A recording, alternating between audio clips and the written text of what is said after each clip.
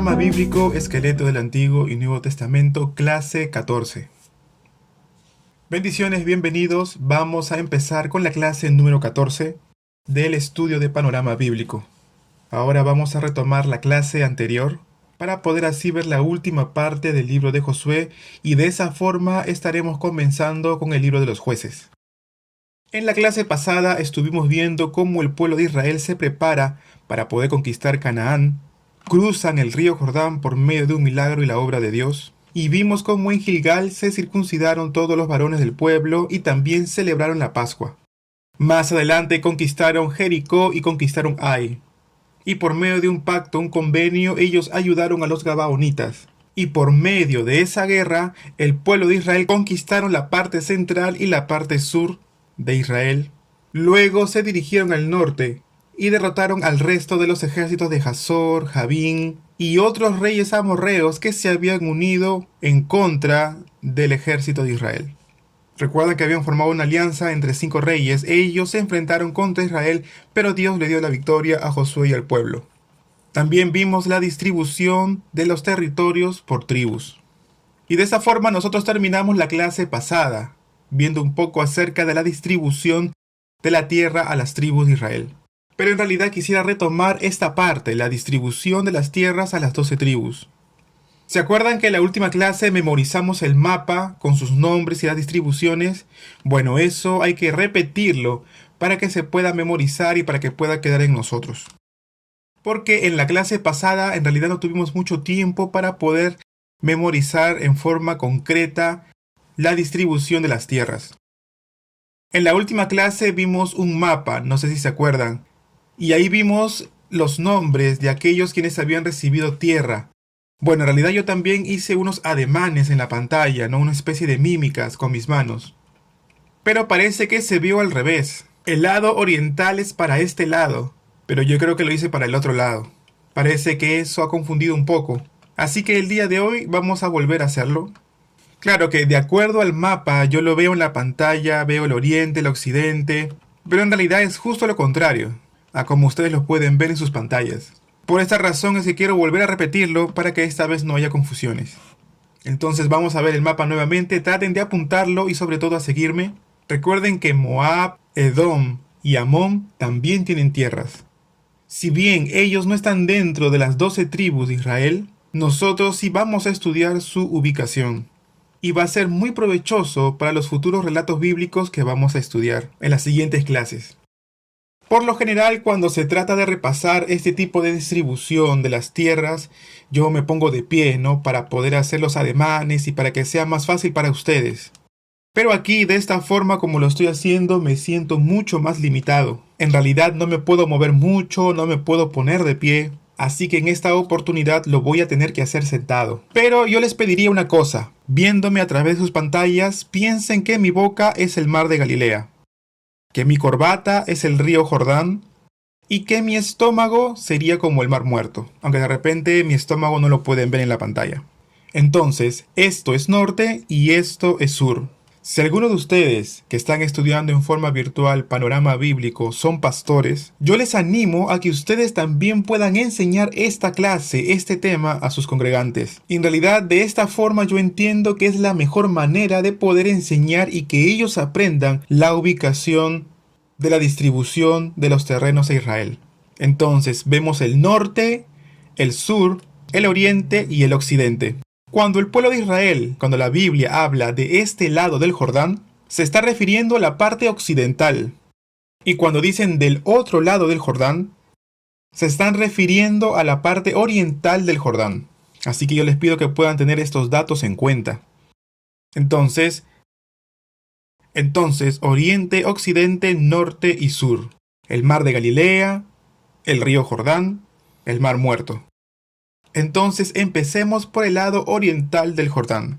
Creo que ahí lo pueden ver ustedes en el mapa. Al sur está el mar muerto. La zona está ocupada por Edom. Luego Moab. Arriba está Rubén. Luego Gad. Manasés. Esta parte.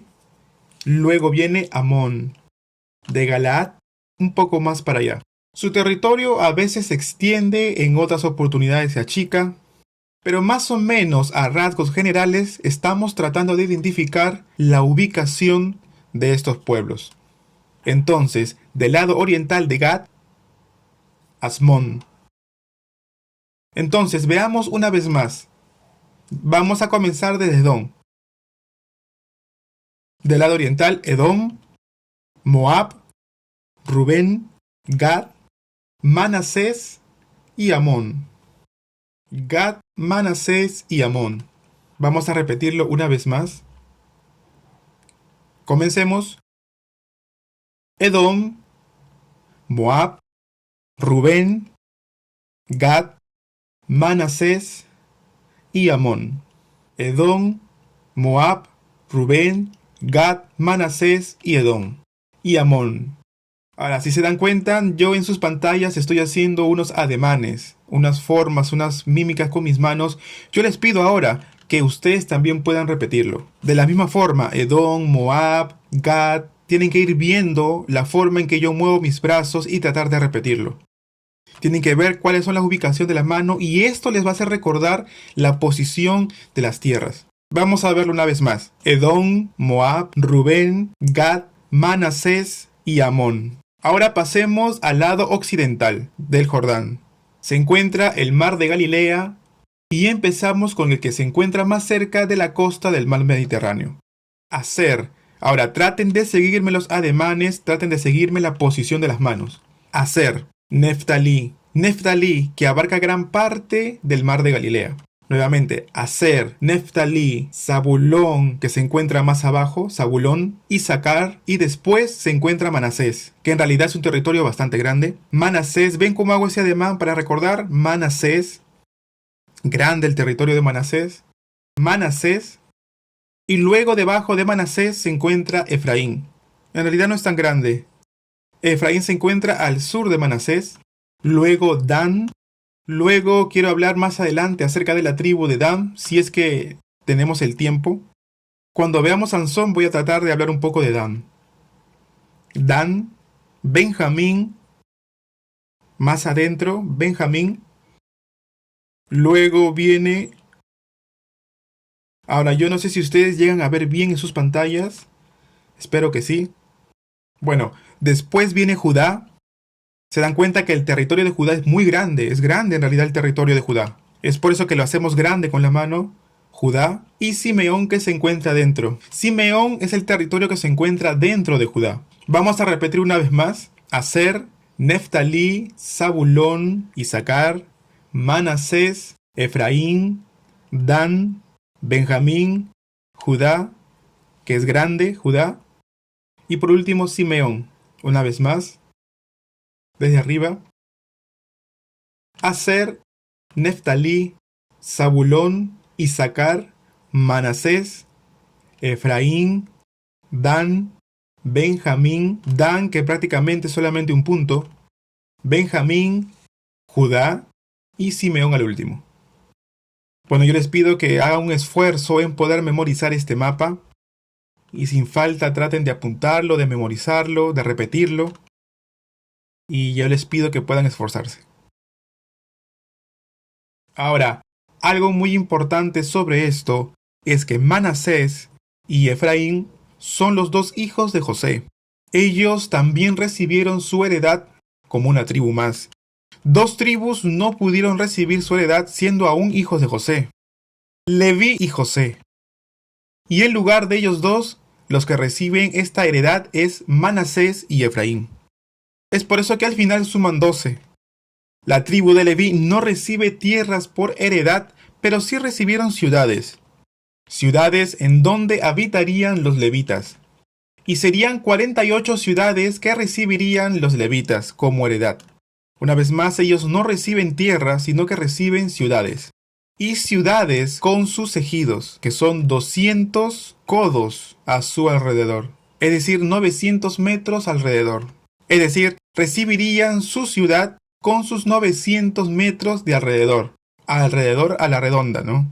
¿Para qué? Para que los levitas pudieran tener sus sembrados, puedan tener su ganado y entre otras cosas. Porque para los levitas, para la tribu levita, su heredad era Dios. Es por esa razón que ellos no recibieron tierra alguna. Entonces, traten de tener también este dato en cuenta.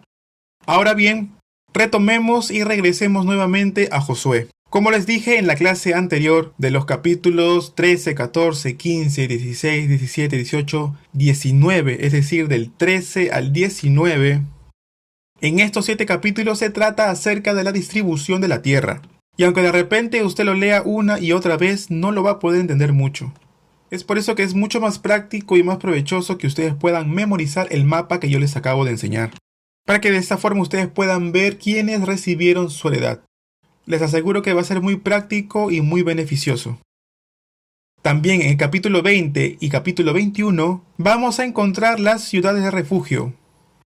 Y también vamos a encontrar qué ciudades le asignan a los levitas. Dijimos que eran 48 ciudades en total que ellos habían recibido.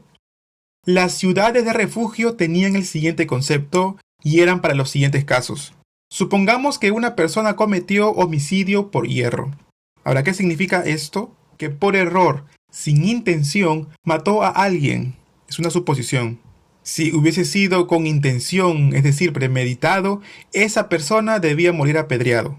Pero Dios estableció las ciudades de refugio para que si una persona había cometido homicidio por hierro, es decir, por equivocación, esta persona pueda huir a alguna de estas ciudades de refugio, hasta que se pueda abrir un juicio y sea determinado si hubo o no hubo intención. Mientras tanto, esta persona en estas ciudades de refugio podría aguardar su sentencia. Y si es que esta persona en el juicio es hallada culpable, sería sentenciado. Pero si se prueba que este homicidio fue por hierro, esta persona podría guardar su vida.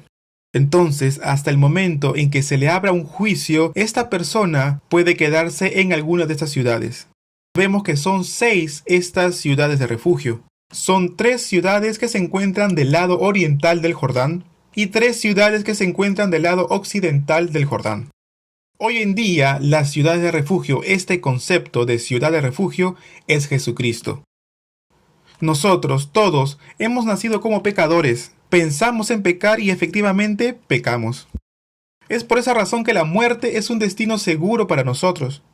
Pero cuando nosotros nos refugiamos en Jesús, recibimos a Jesús en nuestro corazón como nuestro Señor y Salvador, recibimos al Espíritu Santo y somos hechos hijos de Dios. Dios nos llama a nosotros justos, y es por eso que aunque sí suframos la primera muerte, porque todos sufriremos la primera muerte, que es la muerte física, pero no experimentaremos la muerte segunda, que es la muerte eterna, la muerte espiritual. Es por eso que nosotros que vivimos en el Nuevo Testamento reconocemos que esa ciudad de refugio es la sombra de Jesucristo.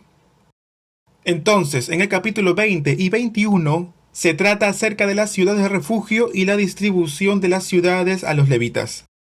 Más adelante encontramos referencias de cómo vuelven hacia su tierra la tribu de Rubén, Gad y la media tribu de Manasés. Vemos de que ellos se dirigen y retornan a su tierra al otro lado del Jordán, específicamente del lado oriental. ¿Se acuerdan que antes vimos que ellos habían pedido por heredad esas partes de aquella tierra? Ellos pidieron esto a cambio de salir a la guerra con las restantes tribus. Y una vez que todas las tribus habían recibido su heredad, ellos al último retornan y reciben su tierra. Luego, más adelante en los capítulos 23 y 24, vamos a ver el discurso de despedida de Josué para con el pueblo y también vamos a ver la muerte de Josué. Josué es considerado como el primer juez de Israel. Y eran tiempos en que Dios levantó el reino de Israel en la tierra de Canaán. Y fue Dios mismo quien reinó a su pueblo por medio de los jueces. Ahora, terminando el libro de Josué, hemos abarcado entonces Génesis, Éxodo, Levítico, Números y Deuteronomio. Y por último, Josué. Ahora bien, el libro que le sigue a Josué es el libro de los jueces. Y desde ahora vamos a comenzar con la era de los jueces. La era de los jueces abarca desde el año 1385 a.C. hasta el año 1055 después de Cristo. Y estamos hablando aproximadamente de unos 400 años. Cuando hablamos de esta era de los jueces, estos 400 años de jueces, también estamos hablando acerca de la era de Josué. Pero aproximadamente son 400 años. Ahora bien, ¿quién es un juez? el general del ejército que sale a la guerra en contra de las naciones extranjeras que quieren invadir Israel. En realidad podría ser el jefe del ejército, aquel que sale con el pueblo de Israel hacia la guerra y lucha contra otras naciones. Y luego venía un tiempo de paz. ¿Y qué es lo que hacían en ese tiempo de paz los jueces? Ellos aconsejaban al pueblo, servían de jueces para con el pueblo, servían más que nada como consejeros para el pueblo. Entonces podemos ver dos funciones para los jueces. Las funciones de los jueces son, uno, en primer lugar, eran como jefes del ejército, y en segundo lugar era de servir como jueces. Entonces, en la época de los jueces habían muchos jueces que habían sido levantados por Dios. Pero en realidad ellos no cumplían una función de liderazgo espiritual como de repente los profetas o los sacerdotes. ¿Por qué? Porque Gedeón, Jefté, Sansón no fueron líderes espirituales que acercaron al pueblo a Dios, ayudándoles de repente a que puedan servir a Dios como corresponde, sino que simplemente Dios los utilizó para poder librar a Israel de las potencias enemigas extranjeras. Y en el tiempo de paz, si de repente había un juicio, un pleito en medio del pueblo, ellos eran los que se encargaban de poder dar dirección. Entonces, ¿cuál era la función de los jueces? Liberar a Israel. Ahora, en el tiempo de los jueces hay muchos jueces, porque son 400 años que dura este periodo o esta era de jueces. Cuando nosotros vemos y leemos el libro de los jueces, vemos ahí mucha apostasía de parte de Israel. Israel, siendo un pueblo escogido por Dios, ¿cómo es posible que ellos puedan negar la fe, la confianza en Dios? Y bueno, la Biblia nos dice cuál es esa razón. ¿Por qué es esto? ¿Por qué sucede esto? Porque en realidad Israel no logró conquistar toda la tierra de Canaán. Ellos habían recibido la tierra por heredad, y Dios solo les mandó a conquistar toda la tierra de Canaán, que ellos echaran fuera a sus moradores, a los cananeos. Pero Israel en realidad desobedeció a Dios y vivió en medio de los cananeos. De esta forma ellos terminaron aceptando las religiones paganas. Y de esta forma fracasaron con la encomienda de Dios de destruir a todos los moradores de Canaán, a todos los cananeos. Dios quería que ellos destruyeran a todas las naciones paganas que se encontraban en Canaán, pero no lo hicieron así. Entonces vemos al pueblo de Israel que veían a los cananeos servir a dioses paganos, a Baal, a Asera, y ellos pensaban de que todo les iba bien, que ellos prosperaban, eran naciones prósperas. Es por eso que vemos que el pueblo de Israel comienza a servir a estos dioses cananeos. Y al final, ¿cuál fue su conclusión? Viendo el libro de Jueces del capítulo 10 al capítulo 21, podemos encontrar la ira de Dios. Desde Jueces capítulo 10 al 21 podemos encontrar el castigo de Dios. Vemos también de qué forma decayó el pueblo de Dios. Y al leer el libro de los Jueces hay una frase repetitiva que aparece en muchas porciones de este libro. Los hijos de Israel hicieron lo malo ante los ojos de Jehová.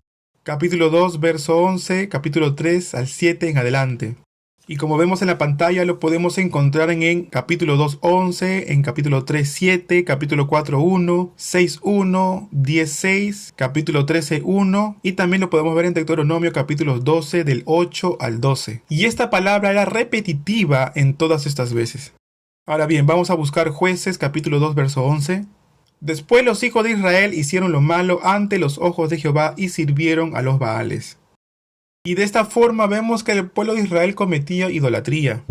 Ahora bien, en el capítulo 3, verso 7, hicieron pues los hijos de Israel lo malo ante los ojos de Jehová, y olvidaron a Jehová su Dios, y sirvieron a los Baales y a las imágenes de acera. Después de este pasaje vemos que dice que Dios entregó al pueblo de Israel a Mesopotamia, a Edom, a Filistea. ¿Por qué? Porque el pueblo de Israel no estaba sirviendo a Dios y hacía lo malo ante los ojos de Dios. Es por esa razón que Dios, para castigar a su pueblo, levanta a naciones vecinas. Levanta a Amón, a Madián, a Filistea. ¿Para qué? Para que ataquen a Israel. Y de esa forma, Él los entregó en sus manos. Y también una palabra o una frase que se repite constantemente en este libro es: y como en aquellos días no había rey sobre Israel, ellos hacían lo que les parecía. Y esto lo podemos ver en el capítulo 17, verso 6, capítulo 21, verso 25, capítulo 18, verso 1, 19, verso 1. En aquellos días no había rey sobre Israel y cada uno hacía lo que bien le parecía. Lo que ellos pensaban que era beneficioso o provechoso para ellos, ellos simplemente lo hacían. Aquí lo importante es cuando dice que en aquellos días no había rey sobre Israel. Pero ¿quién es el verdadero rey? ¿Dónde se encontraba ese rey? ¿Quién es el rey en el reino de Dios? En realidad era Dios. Pero el pueblo de Israel no se daba cuenta de esto y no estaba sirviendo a Dios, quien era su rey. No estaban tomando su palabra, la palabra de Dios, como una proclamación del rey. Lo que el pueblo de Israel tuvo que haber hecho es escuchar a Dios, obedecer a Dios. Sin embargo, no lo hicieron. Ellos simplemente, cada cual hacía lo que bien le parecía. Y esta es la corrupción de la que habla el libro de Jueces y vemos cómo se comienza a levantar en medio del pueblo. Capítulo 17, verso 6. En aquellos días no había rey en Israel, cada uno hacía lo que bien le parecía. Y en el capítulo 21, verso 25 dice, en estos días no había rey en Israel, cada uno hacía lo que bien le parecía. Y también veamos capítulo 18, verso 1. En aquellos días no había rey en Israel, y en aquellos días la tribu de Dan buscaba posesión para sí donde habitar, porque hasta entonces no había tenido posesión entre las tribus de Israel. Entonces, en el capítulo 18, verso 1 y también en el 19, verso 1, dicen lo mismo, que en aquellos días no había rey sobre Israel. En el caso del capítulo 19, verso 1, se introduce la historia de Micaías. Pero más adelante vamos a ver esta historia, que en realidad se relaciona bien con la historia de la tribu de Dan, que se traslada a otro lugar. En lugar de echar fuera a los moradores cananeos, ellos prefieren irse a otro lugar, a un lugar llamado Lais, que después es llamado como Dan. Entonces vemos que en el libro de Jueces podemos encontrar todas las historias de desobediencia de parte del pueblo de Israel para con Dios. Ellos no estaban viviendo conforme a la palabra de Dios.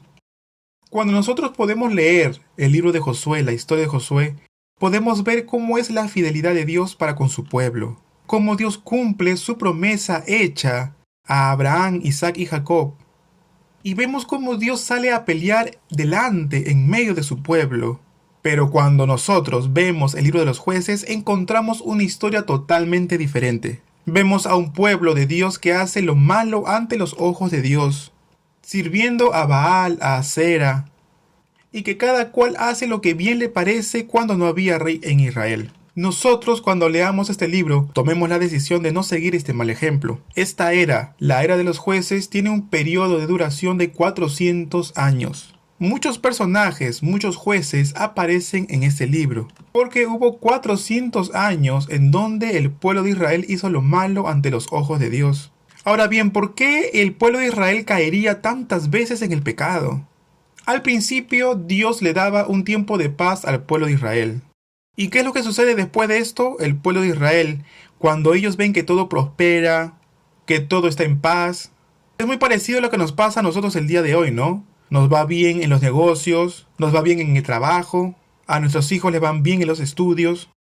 Entonces servimos a Dios, Dios nos bendice también, y vemos que todo prospera. ¿Y entonces qué es lo que pasa? Comenzamos a faltar a los cultos de la iglesia, dejamos de asistir a las reuniones de oración, empezamos a descuidar la palabra de Dios, lo tomamos en poco, y comenzamos a aceptar los valores seculares de personas incrédulas. Ahora bien, si nos ponemos a reflexionar, ¿cuánto de estos ejemplos nosotros conocemos? Ahora bien, el pueblo de Israel hizo exactamente lo mismo. En este tiempo de paz se volcaron a servir a Baal, a Asera, y comenzaron a hacer apostasía. Es por eso que Dios los castiga. ¿Y de qué manera los castiga? ¿De qué manera Dios castiga a su pueblo? Levanta naciones vecinas y hacen que ellos ataquen al pueblo de Israel. Y después de ese tiempo de guerra, de ese tiempo de conflicto, el pueblo de Israel se levanta y comienza a clamar a Dios. Ora y pide perdón a Dios. Le pide a Dios su intervención. Y vemos también de que Dios sí escucha el clamor de su pueblo y los restaura. ¿Y cómo hace efectiva esta restauración? Levantando un nuevo juez. ¿Para qué? Para que este juez pueda salir con el pueblo de Israel y así el pueblo pueda tener victoria frente a sus enemigos. Y de esta manera ellos podían echar fuera a las influencias externas. Después de esta victoria viene un tiempo de paz. Ya en este punto Dios expulsó a los ejércitos extranjeros y regresa y viene un tiempo de paz, un tiempo de bonanza. Pero ¿qué es lo que sucede ahora entonces? Vuelve a repetirse este círculo vicioso. La paz trae apostasía, la apostasía trae el castigo trae arrepentimiento, el arrepentimiento trae consigo la restauración de parte de Dios, levantando otro juez. Este tiempo puede durar algunas décadas y vemos que en un tiempo después vuelven a apostatar contra Dios. Y es así como este círculo vicioso se repite una y otra vez. Y vendría a ser como una rueda, ¿no? Que se repite una y otra vez.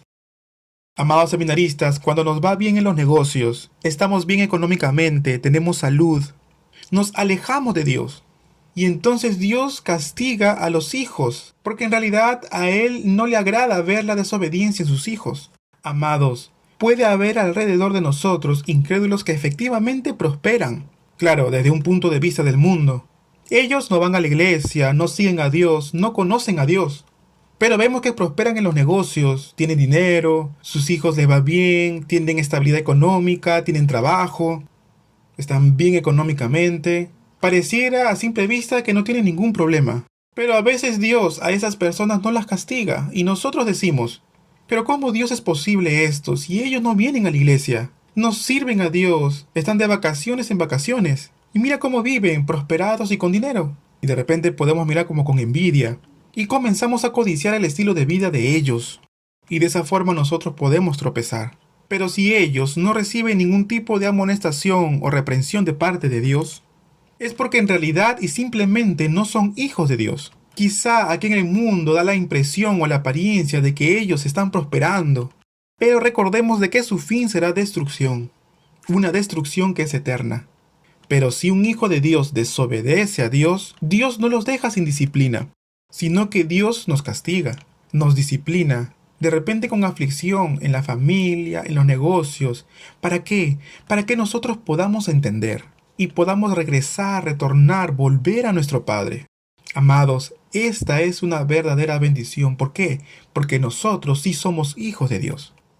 Ahora bien, pensemos un momento en nuestros hijos. Nosotros somos padres, y entonces todo padre ama a sus hijos, amamos a nuestros hijos.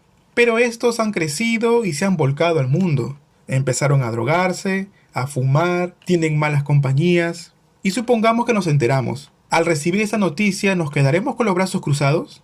¿O de repente los llamaremos para castigarlos, para reprenderlos, para amonestarlos? Para de repente quitarle algunos beneficios o algún dinero que nosotros le estaríamos dando hasta ese momento.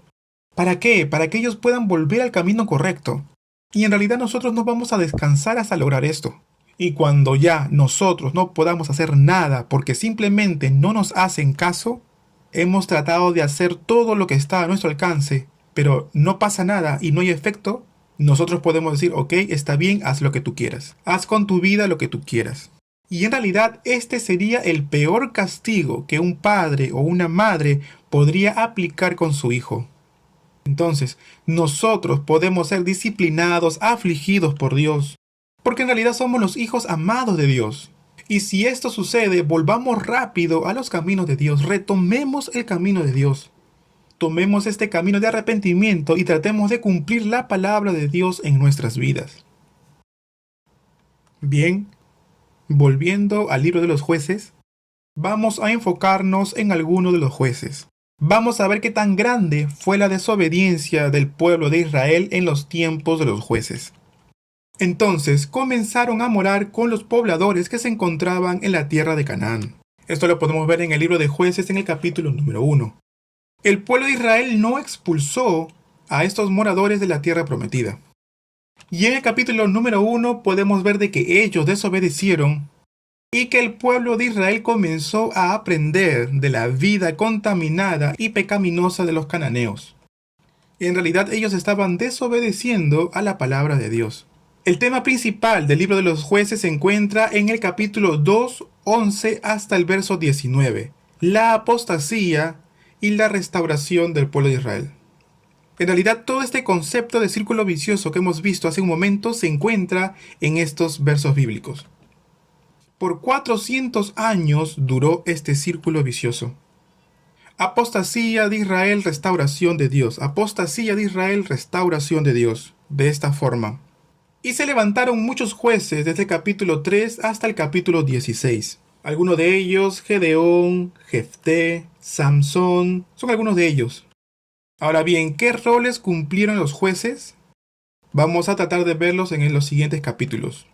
En Jueces capítulos 6 al 8 encontramos la historia de Gedeón.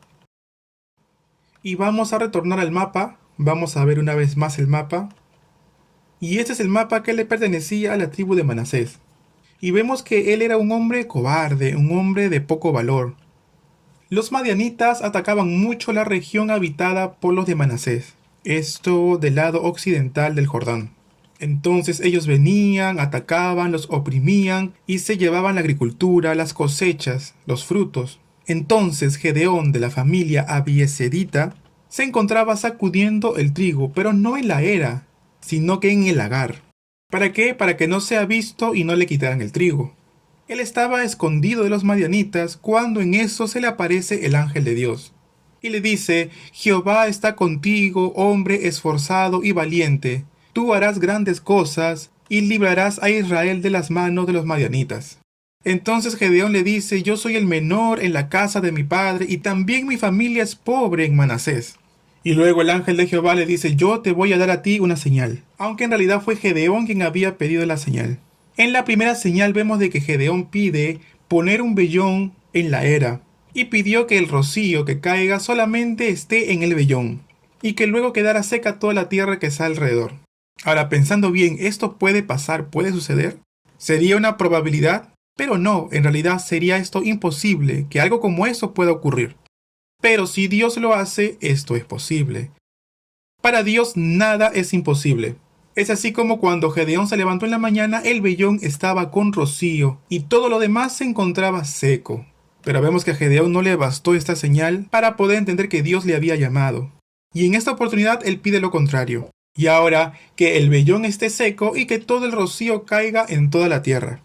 Dios lo hizo así y el vellón quedó seco y toda la tierra de alrededor quedó con el rocío en la tierra. Vemos más adelante que Gedeón quitó el altar de Baal, quitó también los ídolos de Baal. Aunque está dentro de la historia, todo esto lo vamos a obviar. Ahora bien, después de estas señales de que Dios estaba con Gedeón, antes de continuar vamos a ver este mapa. Los madianitas se encuentran bien al sur. Y vamos a ver que ellos son quienes van a atacar. Aquí en esta parte hay un cerro.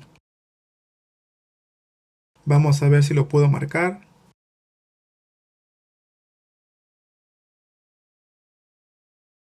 Ahí lo pueden ver, es un punto rojo. Esto es un cerro. Y delante dice Sinem. Y aquí se encuentra el monte de Gilboa. Eso que está siendo marcado en la pantalla son las llanuras de Jezreel. Más adelante les voy a explicar más acerca de esto. Esto que parece una flecha son las llanuras de Jezreel. Esto que les estoy marcando es el valle de Jordán. Esto que está en medio de color verde. Y por aquí se encuentra la llanura de Jezreel. Los madianitas vienen aquí a acampar cerca de Sunem. 135,000 personas que están acampando aquí. Entonces Dios le dice a Gedeón, ven y libra al pueblo de Israel de la mano de los madianitas. Entonces Gedeón se dirige hacia el monte de Gilboa, luego convoca a las personas tocando la trompeta. ¿Y quiénes son los que vienen? Viene la tribu de Manasés. ¿Quién más? La tribu de Aser. ¿Se acuerdan que la tribu de Aser se encuentra del lado occidental del mar de Galilea, en la costa del mar Mediterráneo? Y también viene Neftalí. De este lado del mar de Galilea, de la parte de arriba, de ahí viene Neftalí. Entonces viene Neftalí de la parte de arriba y de este lado viene Manasés. Y Aser viene de este lado. Zabulón, que se encuentra en esta parte de aquí, también viene. Entonces fueron convocadas todas estas tribus, que fueron alrededor de 20,000 personas. Y es ahí donde Dios les dice, pero Gedeón son muchos. Así que aquellos que no quieren estar en la guerra o que tienen miedo o tienen cosas que hacer, que regresen a sus casas. Y es así como quedaron solamente 10.000. 10.000 contra 135.000. Imagínense la cantidad y la diferencia. 10.000 contra 135.000. Es decir, que una persona tiene que vencer a 135 personas. Tras esta cantidad, Dios le dice, aún siguen siendo muchos. Ahora, ¿dónde queda la fuente de Jarot o Arot? Está por aquí, está bajo el monte Gilboa. Y es así como Dios le manda a Gedeón que vaya a la fuente de Jarot y también mandó al ejército a que tomara agua. Todas las personas, los 10.000, tomaron agua, y cada uno de ellos tomó de diferente manera, y Dios los separa según cómo ellos hayan tomado el agua. 9.700 personas se arrodillaron para beber el agua. Y dice la palabra de Dios que ellos lamieron el agua como si fuesen perros. Y otros fueron los que tomaron el agua con la mano. Es así como esos 300 hombres que tomaron el agua con sus manos fueron apartados de estos 9.700 que habían tomado el agua directamente con su boca. De esta forma Dios manda a estos 9.700 a su casa. Y vemos que Dios solamente con estos 300 hombres manda a Gedeón a la guerra contra los madianitas, quienes eran 135.000. Pero vemos también cómo Dios le da una gran victoria al pueblo de Israel. Nosotros solemos darle un gran significado a este número 300.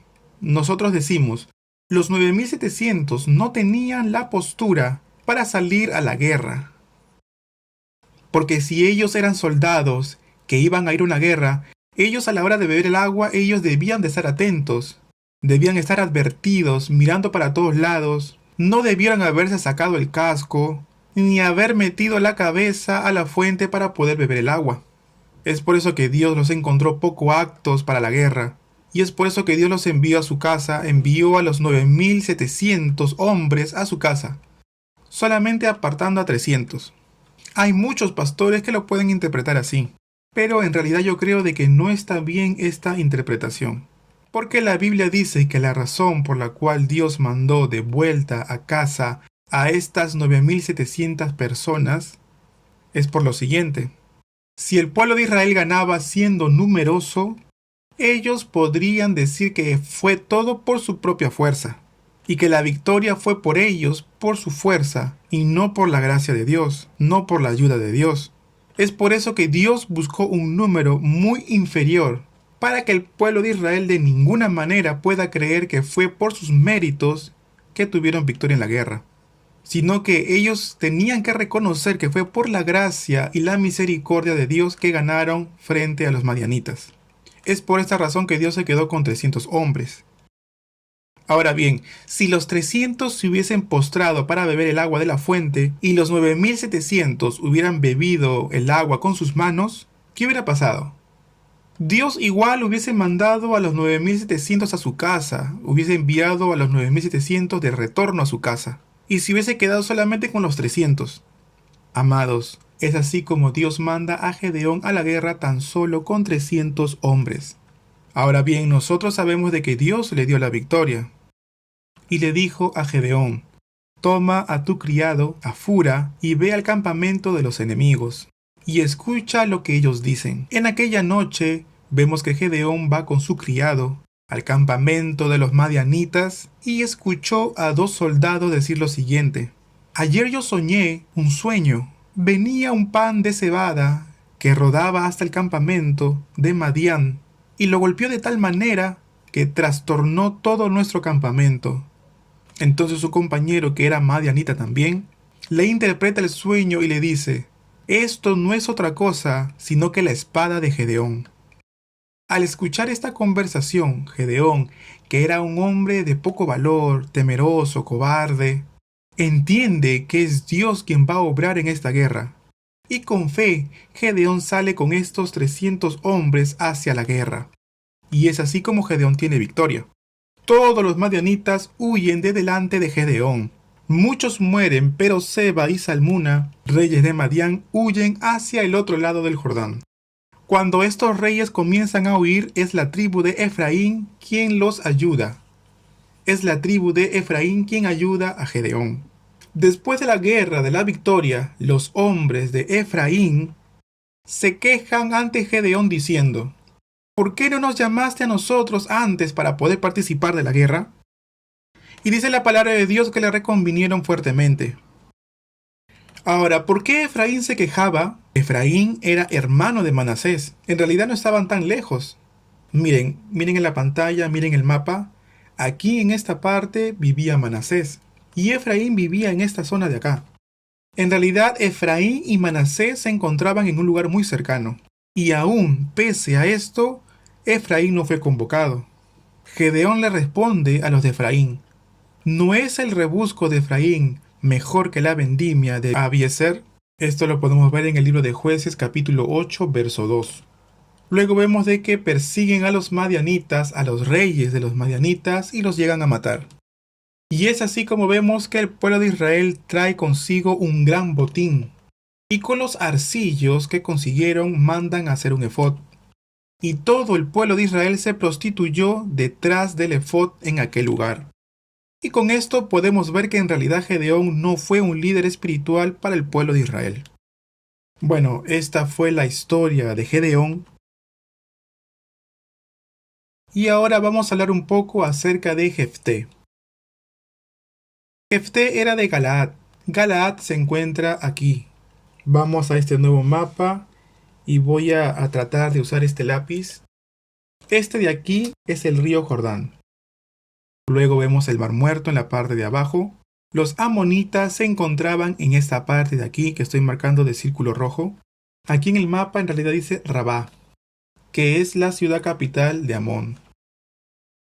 En Galaad, allí vivía Jefté.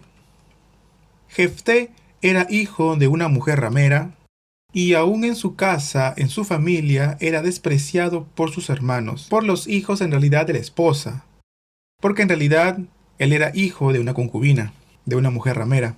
Y yo me imagino que él era algo así parecido como un jefe de pandilla. Entonces él siempre andaba de casas de prostitutas en casas de prostitutas. Fue echado también de su propia casa, cuando en ese tiempo los amonitas atacan la tierra de Galaad. Entonces los ancianos de Galaad van a hablar con Jefté y le piden ayuda para que sean librados de los hijos de Amón. Y nos da la impresión de que Jefté era bueno para las peleas y que también tenía hombres a su cargo. Y ahí vemos que Jefté dice: ok, yo pelearé por ustedes. Entonces se les dijo: si yo venciere, ustedes me van a servir a mí. Yo sería como su caudillo. Y ellos responden: sí, está bien. Y de esa forma Jefté sale a la guerra. Y vemos que Jefté sale a la guerra y le dice a Dios: Dios, yo voy a salir a la guerra. Dame victoria, por favor. Y a cambio, cuando yo regrese a mi casa, te ofreceré como sacrificio lo primero que saliere a recibirme. Y después de que Jefté hace este voto, él sale a la guerra. Y vemos que en la guerra Jefté obtiene victoria. Y vemos que cuando él regresa a su casa muy contento por la victoria, le sale a recibir su hija, su única hija. Dice la palabra que él no tenía hijo varón, ni hija mujer aparte de ella. Y vemos cómo su hija recibe a su padre. Recordemos de que Jefté había hecho un voto a Dios de que iba a ofrecer como holocausto lo primero que saliera a recibirle. Y vemos que Jefté le dice a su hija: ¿por qué saliste a recibirme y has afligido de esta forma mi corazón? Y le cuenta el voto que él le había hecho a Dios. Ella entonces obedece a su padre, pero también le pide una petición. Le pide que le deje ir por 2 meses a los montes y con sus compañeras llorará su virginidad y luego volverá para cumplir la promesa de su padre. Jefté le da permiso y su hija por 2 meses estuvo en el cerro. Y después dice el libro de los jueces que su padre hizo conforme al voto que él había hecho, y ella nunca conoció varón. Retomemos entonces el libro de los jueces y vamos a meditar un poco más acerca de este pasaje. Algunos pastores dicen, como Jefté elevó una oración a Dios, hizo un voto, un pacto con Dios, y vemos que después Jefté entregó a su hija como holocausto, nosotros también tenemos que cumplir con el voto que le hagamos a Dios. Es por eso que ella, después de haber descendido de los montes, fue quemada viva para ser ofrecida a Dios como holocausto. Yo he escuchado mucho este tipo de prédicas, pero también la encuentro errónea. ¿Saben por qué? Yo he hecho una comparación entre el texto original, la Biblia en inglés y otras traducciones, y en ninguna parte dice que ofreció a su hija como holocausto, en ninguna parte. Dice que ella no conoció varón, pero sí que fue ofrecida a servicio a Dios. En otra parte de la Biblia se enfoca en que ella nunca se casó. Bueno, la Reina Valera nos dice, ella nunca conoció varón. Ahora bien, les voy a explicar otra razón por la cual yo pienso que tuvo que haber sido de esta forma. Dios aborrece los sacrificios humanos. Y podemos encontrar varias referencias de esto en la Biblia. ¿Por qué? Porque los cananeos también ofrecían sacrificios humanos. Entonces, si a Dios no le agradan los sacrificios humanos, ¿cómo es posible que Jefté vaya a ofrecer a su hija como un holocausto, como un sacrificio humano? Por más que Jefté haya hecho un voto con Dios refiriéndose al holocausto, a algún tipo de sacrificio humano, los ancianos de Israel que conocen la ley de Jehová y saben lo que a Dios le agrada y lo que a Dios no le agrada, ellos no hubieran permitido que Jefté ofreciera a su hija como un holocausto o como un sacrificio. Así que creo que más que entenderlo como presentar a su hija como holocausto, creo que hay que entenderlo más como que la presentó y la consagró a la obra de Dios, para que en realidad sirviera a Dios sin casarse. Bueno, después de esta historia vamos a pasar a la historia de Sansón. Hoy hemos hablado de Gedeón, de Jefté y vamos a terminar con Sansón. De los capítulos 13 al 16 nos vamos a encontrar con las referencias sobre la historia de Sansón. 13, 14, 15 y 16 los capítulos donde vamos a encontrar referencias sobre Sansón. Vemos la historia de Sansón desde los capítulos 13 al 16.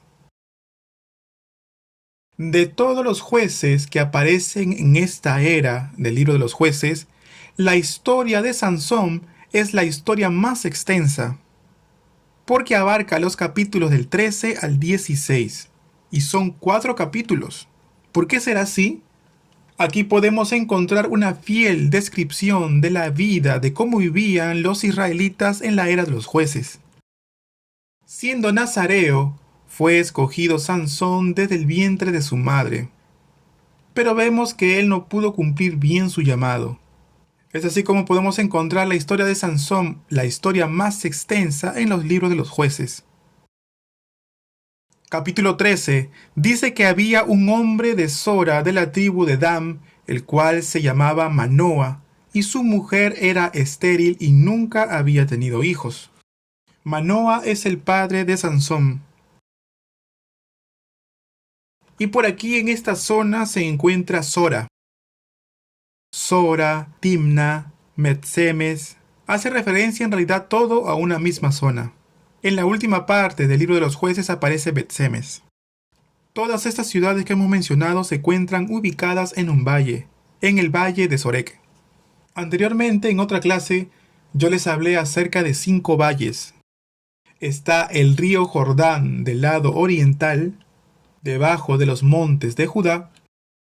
Hay un lugar que se llama Cefelá, que tiende a ser traducido como valle, o también se le llama como tierras bajas o planicies, y también llanuras. Cefelá consta de 5 valles. Si aquí está la meseta de Judá, aquí está la costa, la llanura de la costa. Entonces de la meseta a la costa hay una cuesta abajo, ¿verdad? Desde la costa tendríamos que subir para poder llegar a la meseta, pero en realidad hay valles en esa zona. Pero en este lado que nos sube hacia el cerro hay como una llanura. Y en esa zona hay como colinas que son mucho más bajas que los montes. Y no son ni colinas ni llanuras. Para que sea una colina se necesita que haya mucha llanura. Y para que sea una llanura se necesitan muchas colinas. Por eso esta zona es Cefelá, la región de tierras bajas, y se encuentra en el centro sur de Israel. Todas estas tierras son tierras fértiles, aptas para la agricultura. ¿Por qué? Porque de las zonas altas, de las zonas montañosas, vienen y bajan todas las aguas de las lluvias y arrastran muchos sedimentos y se transforma en una tierra fértil. Hoy en día en esa zona también hay muchos sembrados, muchas cosechas. Y ahora bien, en la parte de arriba, hacia el norte, se encuentra el valle de Ajalón. Para que lo puedan ver ustedes, se encuentra el valle de Ajalón, el valle de Joret, el La más abajo, debajo Guglim y Laquis por último. Son 5 valles. Y cuando se estalla algún tipo de guerra, supongamos que viene Egipto o Babilonia o Asiria en contra de Israel, suben por el valle. Algunos de estos valles los llevan a Jerusalén. El valle de Elá los lleva directamente hacia Belén. El valle de Gulín, por ejemplo, los llevan a Hebrón. Entonces, según el valle por donde ellos anden, los llevarán a un lugar determinado. Bueno, en la pantalla quiero marcar de verde el valle de Soreb. Nuevamente lo estoy marcando para que lo puedan ver en su pantalla. No sé si lo pueden ver en su pantalla, pero aquí está Ajalón, el valle de Ajalón, el valle de Elá, el valle de Guglim. Lo estoy redondeando, lo estoy marcando de color rojo. Y más abajo, por último, el valle de Laquis. Y recuerden que por medio de estos valles podían llegar a diferentes lugares. Por medio de Laquis podían llegar a Hebrón. Por medio de Gulim también podían llegar a Hebrón. Del valle de La los podían llevar hasta Belén.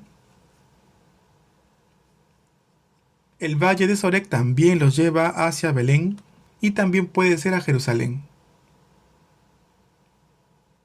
Y el valle de Ajalón también los podría llevar a Jerusalén. O también a Gabaa. Entonces, en la antigüedad las guerras estallaban mucho.